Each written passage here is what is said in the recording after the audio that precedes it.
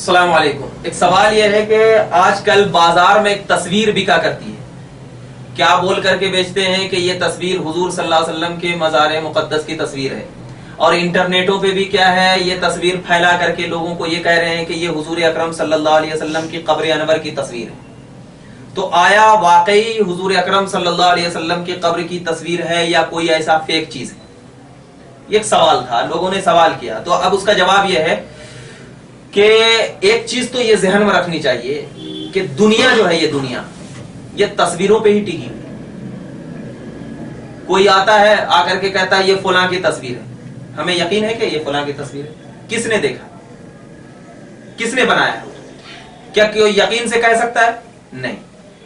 آپ اس قبر کو, یعنی جو کہتے ہیں کہ حضور صلی اللہ علیہ وسلم کی قبر شریف کی تصاویر ہے, تو آپ اس قبر کو دیکھو, کتنی بہت لمبی, اس کے سرہانے پر امامہ رکھا گیا ہے, سامنے بالکل ایک دم اچھے سے سجایا گیا ہے, ہر طریقے سے نقش و نگار کیا جائے گا. لیکن آپ ذرا غور سے دیکھنا, بازار میں جو تصویریں بکتی ہے وہ الگ دکھتی ہے ہم کو, اور انٹرنیٹ پہ جو دکھتی ہے وہ الگ دکھتی ہے, اور ایک مہینے کے بعد وہ تصویر کی کچھ نہ کچھ شکل بدلتی جاتی ہے.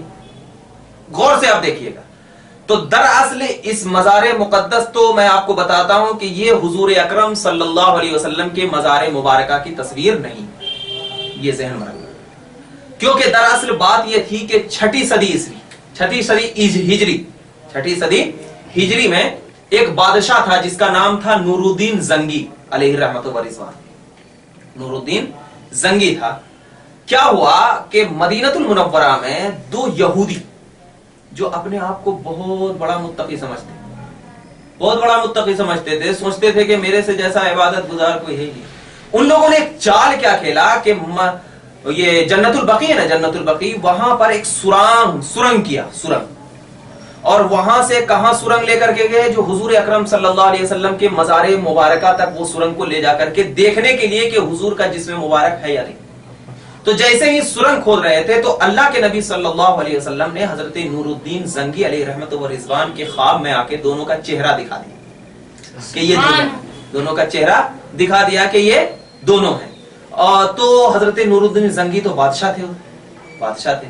انہوں نے کیا سوچا, پورے مدینہ المنورہ والے کو جمع کیا اور کہا کہ آج میری طرف سے تمام مدینہ المنورہ میں عام و خاص دعوت ہے, سب کو میں کچھ نہ کچھ عطا کروں گا. تمام لوگ جمع ہوئے, ایک لائن لگی, سب کو دیتے جا رہے, کچھ نہ کچھ دیتے جا رہے تھے, اور چہرہ دیکھتے جا رہے تھے جس کو رسول نے خواب میں دکھایا. کیونکہ عقیدہ تھا جو نبی خواب میں دکھا دے وہ بالکل حق ہوتا ہے. کیوں, یہ اہل سنت تھے اس وقت کے, یہ تو 1956 کے بعد اہل حدیث کا وجود ہوا ہے. وہ پہلے کے تھے 6 صدی ہجری.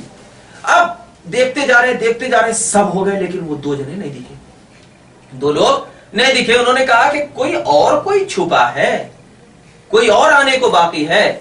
تو کہا نہیں, کچھ نہیں ہے, صرف دو لوگ ہیں جو عبادت کرتے, ریاضت کرتے ہیں, وہ دو نہیں آئے. تو نور الدین زنگی علیہ رحمت و رضوان نے اپنے سپہ سالاروں کو بھیجا ان کو پکڑنے کے لیے. دونوں کو بلا کر لائے. لانے کے بعد جب ان کا چہرہ دیکھا تو سمجھ میں آ گیا کہ یہ وہی دو ہیں جس کو رسول نے مجھے خواب میں دکھایا. اب کیا کیا ان کے ساتھ یہ کیا کہ ان کو قتل کر ڈالا. قتل کرنے کے بعد سیسا جو ہوتا ہے نا, کانچ, اس کو پگھلایا گیا اور پگھلا کر کے ان کے اوپر ڈال دیا گیا. اتنا برا کیا. کیوں؟ اس لیے کہ وہ نبی پاک صلی اللہ علیہ وسلم کی طرف کیا جا رہے تھے. اس کے بعد انہوں نے حکم دیا کہ نبی پاک صلی اللہ علیہ وسلم کے مزار مقدس کے چاروں اطراف کو اس طریقے سے پیک کر دو, اس طریقے سے بنا دو کہ اس میں ایک چونٹی کے جانے کی بھی اجازت نہ ہو. تو اب ذرا بتائیے کہ جب مزار مبارکہ کو ایک دم بالکل چونٹی کے جانے کی بھی اجازت نہ ہو, تو اس مزار مبارکہ کی تصویر کون لیتا؟ کوئی لے سکتا ہے؟